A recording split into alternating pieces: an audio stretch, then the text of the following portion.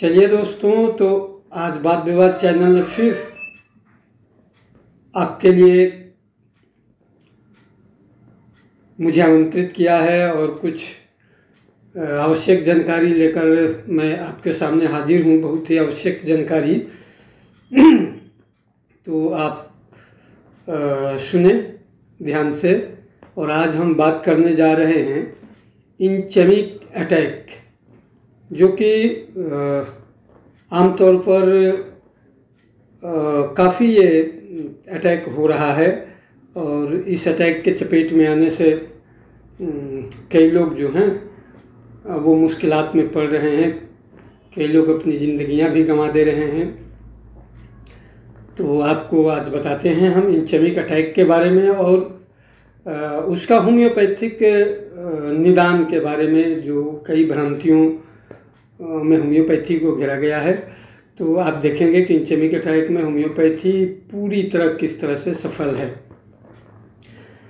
Attack दो तरह के होते हैं, जैसा कि आप जानते हैं, हेमोरॉइक अटैक और इंचेमिक अटैक। इंचेमिक अटैक के बारे में आप जानते होंगे कि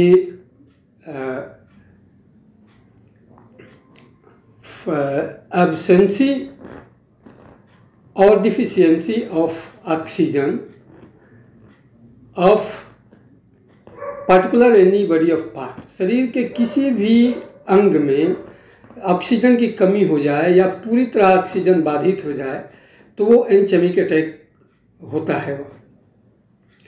ये स्पष्ट है कि इंचेमिक अटैक के लिए जिम्मेदार कौन सा हमारा शरीर का मुख्य अंग है।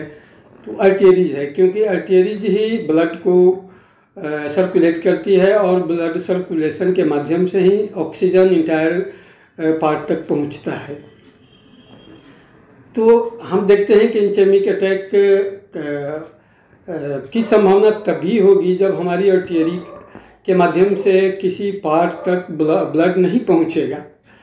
तो इसके लिए आर्टरी में जो थक्का बन जाना, ब्लॉकेज हो जाना, ये मुख्य कारण होता है, जिसमें धमनियों में आपको कैल्शियम, फास्फोरस, मैग्नीशियम के कण जम जाएं, या कभी कभी एक्सीडेंटल भी होता है। थक्के क्लॉटिंग के लिए अगर इंजेक्शन लग जाए और उसके बॉडी उसको बढ़िया से ऑब्जर्व नहीं करे तो उस कंडीशन में भी ये इंचेमिक अटैक होने की संभावना रहती है।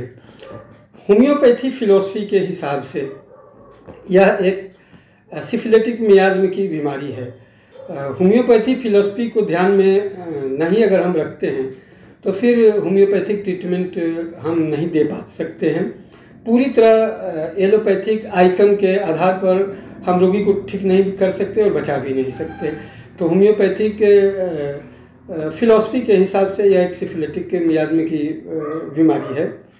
और सिफिलिस का विष जब शरीर में घुस जाता है तो ये मेटाबॉलिक सिस्टम को डिस्टर्ब करता है और फिर विजातीय पदार्थ जो है वो शरीर के अंगों में जमना शुरू हो जाते हैं। कोलेस्ट्रॉल जमना शुरू हो जाता है, कैल्शियम जमना शुरू हो जाता है और वो मुख्यतः इंचेमिक अटैक का कारण बनता है। अब इंचेमिक अटैक को हम कैसे समझेंगे? तो ये एक एक्सपर्ट फिजिशियन अपने अनुभव से समझता है, लेकिन इसमें जो नई तकनीकी आई है सीटी स्कैन, वो बहुत कारगर है और सीटी स्कैन के माध्यम से उसको देख लेना चाहिए और देख करके उसका सही ट्रीटमेंट करना चाहिए। क्योंकि हेमोरेजिक अटैक के हिसाब से अगर इसका ट्रीटमेंट होता है तो बिल्कुल फॉल्स ट्रीटमेंट होता है और उस कंडीशन में पेशेंट का समय ज़ाया होता है और फिर बचने की संभावना कम होने लगती है। तो होम्योपैथी के हिसाब से होम्योपैथी में बड़ी सटीक की दवाएं हैं और बड़ी सफलतापूर्वक मैं खुद भी कई ट्रीटमेंट कर चुका हूं, कई लोगों को बचा भी चुका हूं। तो इसके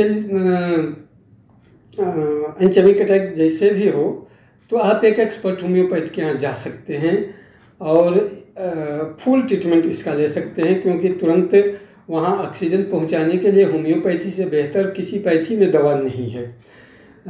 चाहे वो कहीं क्लट हो रहा हो तो उसके लिए उस पेशेंट के मोडालिटी के हिसाब से, उसके नेचर के हिसाब से और मियाज के हिसाब से दवा सही अगर सेलेक्ट कर दी जाती है तो पेशेंट की ज़िंदगी पूर्णतः बच जाती है, उसका कोई भी अंग बेकार नहीं जाता है और वो अपना नेचुरल लाइफ की तरफ लौट आता है।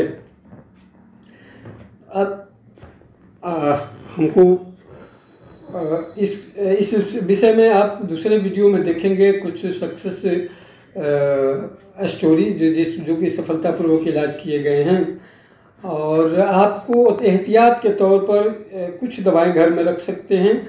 वो डॉक्टर तक पहुंचने के ही काम कर सकती है, वो आपको पूर्णतः ठीक नहीं कर सकती है।